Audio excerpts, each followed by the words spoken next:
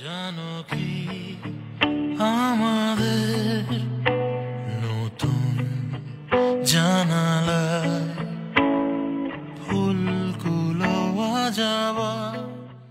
বাংলাদেশের জনপ্রিয় অভিনেত্রী মেহজাবিন চৌধুরী ক্যামেরার পেছনের মানুষ আদনান আল রাজীবের সঙ্গে বিবাহ বন্ধনে আবদ্ধ হয়েছেন। তাদের দীর্ঘ 13 বছরের সম্পর্ক বিবাহের মাধ্যমে পূর্ণতা পেল। আদনান আল রাজীব বাংলাদেশের একজন মেধাবী পরিচালক ও প্রযোজক হিসেবে পরিচিত। তিনি বিভিন্ন নাটক, বিজ্ঞাপনচিত্র এবং সিনেমা প্রযোজনা ও পরিচালনা করেছেন, যেখানে মেহজাবিন চৌধুরী নিয়মিত অভিনয় করেছেন। তাদের পেশাগত সম্পর্ক সময়ের সাথে সাথে ব্যক্তিগত সম্পর্কের রূপ নিয়েছে, যা অবশেষে বিবাহে পরিণতি পেয়েছে। আদনান তার সৃজনশীল কাজের মাধ্যমে দেশকে ভালো ভালো কন্টেন্ট উপহার দিয়েছেন। তিনি 1987 সালের 11 মে টাঙ্গাইলে জন্মগ্রহণ করেন। শৈশব থেকেই সৃজনশীল কাজে তার প্রবল আগ্রহ ছিল। ভারতের পশ্চিমবঙ্গে তিনি তার শিক্ষা জীবন সম্পন্ন করেন। শিক্ষা শেষে দেশে ফিরে আসার পর ভাগ্যক্রমে তার সাথে পরিচয় হয় প্রখ্যাত বাংলাদেশি পরিচালক মোস্তফা সরোয়ার ফারুকীর সঙ্গে। ফারুকী সহকারী পরিচালক হিসেবে চবিয়াল প্রযোজনা প্রতিষ্ঠানে যোগদানের মাধ্যমে রাজীবের পেশাগত জীবনের শুরু হয়। এখানে কাজ করার সময় তিনি দিক নির্দেশনা ও চলচ্চিত্র নির্মাণের খুঁটিনাটি শিখতে সক্ষম হন। চবিয়ালে কাজ করার পর রাজীব নিজস্ব প্রযোজনা প্রতিষ্ঠান রান আউট ফিল্মস প্রতিষ্ঠা করেন। তার নেতৃত্বে রান আউট ফিল্মস বাংলাদেশের অন্যতম প্রধান প্রযোজনা প্রতিষ্ঠানে পরিণত হয়। তিনি ইউনিলিভার, ওরাসকম, এক্সপ্রেস মানি, টেলিনর, এক্সিয়েটা, এয়ারটেল, এলজি এবং স্যামসাং সহ বিভিন্ন প্রতিষ্ঠানের জন্য শতাধিক টেলিভিশন বিজ্ঞাপন নির্মাণ করেছেন। বিজ্ঞাপন নির্মাণের পাশাপাশি রাজীব টেলিভিশন নাটকও পরিচালনা করেছেন।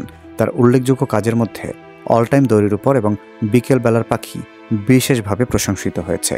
বিকেল বেলার পাখি নাটকটি 2018 সালে প্রচারিত হয় এবং দর্শকদের মধ্যে ব্যাপক সাড়া ফেলে। এছাড়া তিনি মিডল ক্লাস সেন্টিমেন্ট নামে আরও একটি নাটক পরিচালনা করেছেন, যা দর্শকদের মধ্যে ব্যাপক জনপ্রিয়তা পেয়েছে।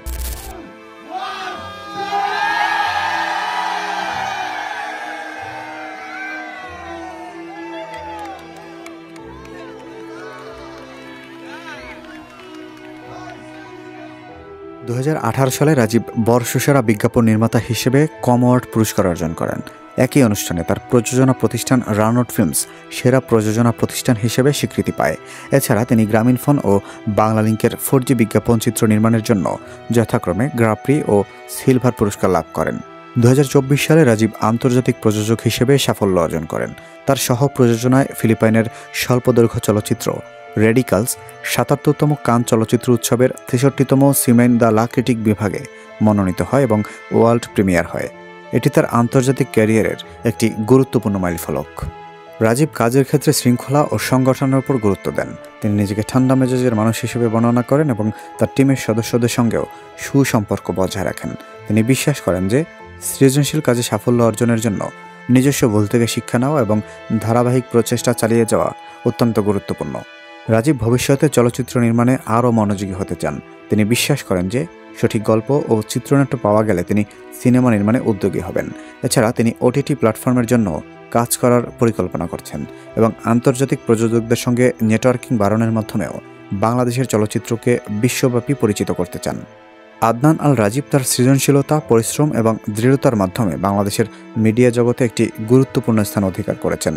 তার কাজ দেশীয় ও আন্তর্জাতিক পর্যায়ে প্রশংসিত হয়েছে, যা ভবিষ্যতে বাংলাদেশের সৃজনশীল শিল্পের জন্য অনুপ্রেরণা হিসেবে কাজ করবে।